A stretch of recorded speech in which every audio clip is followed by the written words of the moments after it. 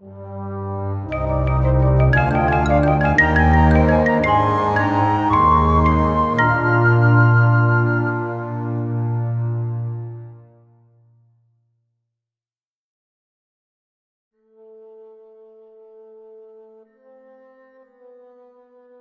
revolución del 802 derribó a Irene y elevó al trono bizantino a Nicéforo I.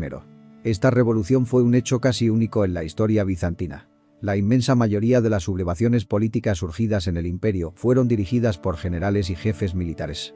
Nicéforo constituye una excepción porque no tenía cargo militar alguno, sino el elevado puesto civil de ministro de Hacienda.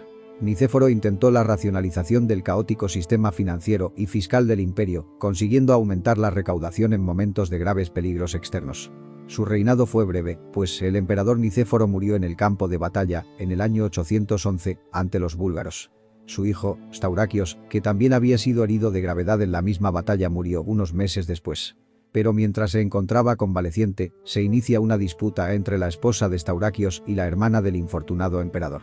Esta última se impuso, y Miguel, miembro de la familia griega de los Rangabé y casado con Procopia, hermana de Staurakios, fue nombrado emperador. Miguel I reinó solo hasta el año 813, siendo derribado, por su fracaso contra los búlgaros, por el jefe militar León, armenio de nacimiento y a quien la historia conoce bajo el nombre de León V el Armenio. Con León llegaba al poder la oficialidad de los tágmata o tropas móviles de élite, cuya creación había iniciado Constantino V. Pero el reinado de León fue muy corto y problemático. Con León volvió con fuerza la iconoclastia a la vida del imperio. En 814 ordenó el retiro de las imágenes en la Basílica de Santa Sofía, pero el patriarca Nicéforo se alzó violentamente contra las medidas iconoclastas del emperador. Nicéforo fue depuesto y la sede episcopal de Constantinopla fue dada a Teodoto, que aprobaba plenamente la política religiosa de León. Pero en el 820, una turbia conspiración palaciega acabó con la vida de León V. Su sucesor, Miguel de Amorión, que reinaría hasta el 829 y que instauraría una corta dinastía, la conocida como Frigia o Amorita. Miguel II, primer emperador de la dinastía frigia, no tuvo un tranquilo inicio de reinado.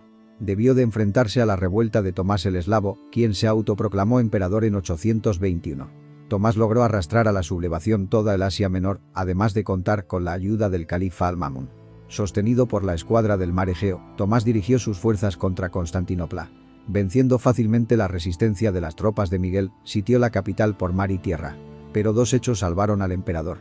Por una parte, la derrota de la flota de Tomás y por otra, la ayuda de los búlgaros, quienes bajo el mando de su rey Omurtag, batieron a las tropas terrestres de los sublevados. Tras esto Tomás ya no pudo recobrar su antigua pujanza y su levantamiento quedó condenado al fracaso.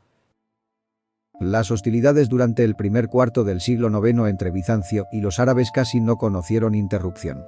En la frontera oriental asumieron forma de repetidas colisiones que se producían con regularidad casi crónica todos los años. Pero estos choques en las fronteras rara vez se convirtieron en expediciones más profundas e importantes. Sin embargo, durante el reinado de Miguel II, Bizancio perdió la isla de Creta, muy importante estratégica y comercialmente. También comenzaron las incursiones sobre Sicilia. El almirante Eufemio organizó una insurrección y fue proclamado soberano del imperio. Dándose cuenta en breve de que sus tropas serían insuficientes para resistir a las imperiales, llamó en su socorro a los árabes de África. Estos desembarcaron en Sicilia, pero en vez de ayudar a Eufemio comenzaron a conquistar el país, poniendo en sitio a Siracusa en 827. Teófilo, quien sucedió a su padre en 829, fue el exponente más brillante y radical del segundo periodo iconoclasta.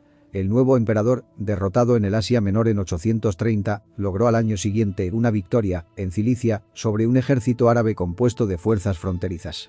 Teófilo reanudó en el año 837 sus campañas contra los árabes, al mando de un numeroso ejército. Se adueñó de la fortaleza de Zapetra, que quemó, y entró en otras posiciones o plazas.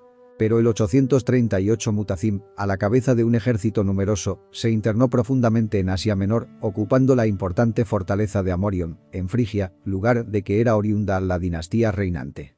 Pero el califa debió de retirarse ante el estallido de revueltas dentro del califato. La caída de Palermo en 831 como la ocupación de Tarento constituyeron una gran amenaza para las provincias bizantinas de la Italia del Sur. Ante el pedido del emperador, la flota veneciana acudió en su socorro, pero los venecianos sufrieron una completa derrota. Esto les permitió a los árabes proseguir con sus conquistas en Sicilia, además de continuar con sus incursiones en el litoral oriental de la península, progresaron desde allí hacia el interior. Respecto a la situación interna del imperio, Teófilo logró lo que ni León y su sucesor Miguel pudieron hacer, que fue darle un nuevo impulso a la iconoclastia. Para ello, el emperador contó con la ayuda del inteligente patriarca Juan el Gramático, pudiendo conseguir una cierta anuencia hacia la iconoclastia, aunque empleando la violencia de vez en cuando. Mientras tanto, los iconódulos se volvían hacia Roma en busca de apoyo. Pero a la muerte de Teófilo, en 842, su viuda Teodora, regente de la un niño Miguel, junto a sus hermanos Petronas y Bardas y el eunuco Teoctisto, decidió volver a la ortodoxia, pues la iconoclasia resultaba ya una postura claramente contraria al sentir general. El último miembro de la dinastía fue Miguel III, un soberano débil e incapaz. Durante la minoridad de Miguel III, su madre, Teodora, ejerció la regencia. Reinó durante unos 14 años, pero en general confió los asuntos del gobierno a su favorito Teoctisto. Cuando Miguel alcanzó la mayoría de edad, hizo matar al favorito de su madre, obligó a esta a entrar en un convento y asumió el gobierno imperial. Miguel decidió confiar los asuntos del gobierno a su tío Bardas, quien fue elevado muy pronto a la dignidad de César. Como Miguel no tenía hijos, Bardas esperaba convertirse en emperador a la muerte de su sobrino. Bardas, hombre muy capaz y talentoso, gozó del poder durante unos 10 años, en los que luchó con éxito contra los enemigos del imperio y atestiguó clara comprensión de los intereses de la Iglesia. Pero sucumbió a causa de las pérfidas intrigas de un nuevo favorito, Basilio, futuro fundador de la dinastía macedonia. Durante el reinado de Miguel II, se produce el bautismo del rey búlgaro Boris, tomando el nombre de Miguel, pero Boris comprende que Bizancio no deseaba conceder a la Iglesia búlgara plena autonomía. Boris, deseoso de conservar el derecho de dirigir la vida espiritual de Bulgaria, decidió enviar una embajada a Roma, con el objetivo de que el Papa Nicolás I mandase a Bulgaria sacerdotes latinos. El Papa acogió la petición con entusiasmo. No tardaron en llegar a Bulgaria obispos y sacerdotes latinos y el clero griego fue expulsado. Pero esto generó un malestar en Bizancio. Se entablaron nuevas negociaciones y Bulgaria volvió a la Iglesia griega. También durante el reinado de Miguel se produce el primer intento de la Rus de tomar Constantinopla, a donde llegaron el 18 de junio del año 860, con 200 naves, siendo derrotados y perdiendo la mayoría de sus embarcaciones. Sobre el final de su reinado, Miguel adoptó a Basilio, quien había mandado asesinar a Bardas, y le hizo ceñir la corona imperial. Su gobierno en común duró poco más de un año, porque Basilio, sospechando que Miguel conspiraba contra él, persuadió a varios de sus amigos de que asesinasen al emperador al finalizar una fiesta, en septiembre de 867. Así quedó Basilio único señor del imperio, y así fundó la dinastía macedónica, la más famosa de la historia bizantina.